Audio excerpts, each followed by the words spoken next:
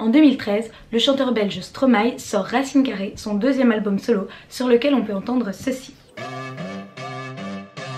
L'amour est comme l'oiseau de Twitter, on est bleu de lui seulement pour 48 heures. Ce titre attire tout de suite l'attention pour une raison très simple, sa mélodie. Une mélodie connue par les amateurs d'opéra et Stromae ne s'en cache pas puisque la chanson s'appelle Carmen comme l'opéra de Bizet. Pour faire court, Alexandre César Léopold Bizet, plus connu sous le nom de Georges Bizet. Oui, moi non plus j'ai pas compris pourquoi on était passé de Alexandre César Léopold à Georges, mais bon, est un compositeur né en 1838. 3 mois avant sa mort, son opéra Carmen est créé à Paris, mais l'œuvre ne rencontre pas vraiment un grand succès. Pourtant, aujourd'hui c'est l'un des opéras les plus connus et les plus joués. Vous connaissez sans doute cet air.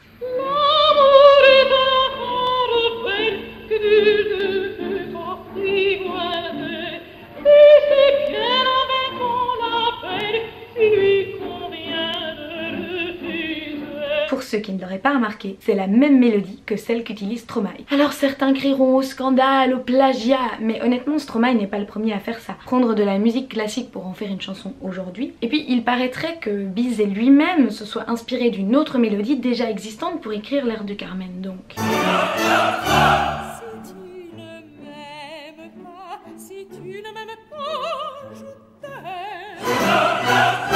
Si Stromae a repris la mélodie de Bizet, on ne va pas dire qu'il en a gardé le texte. Je dirais même qu'il garde le sujet principal, qui est l'amour, mais en le traitant avec une certaine ironie, ou à la façon 21e siècle. Prends garde à toi, si tu t'aimes, garde à moi, si je m'aime. Alors que Carmen chante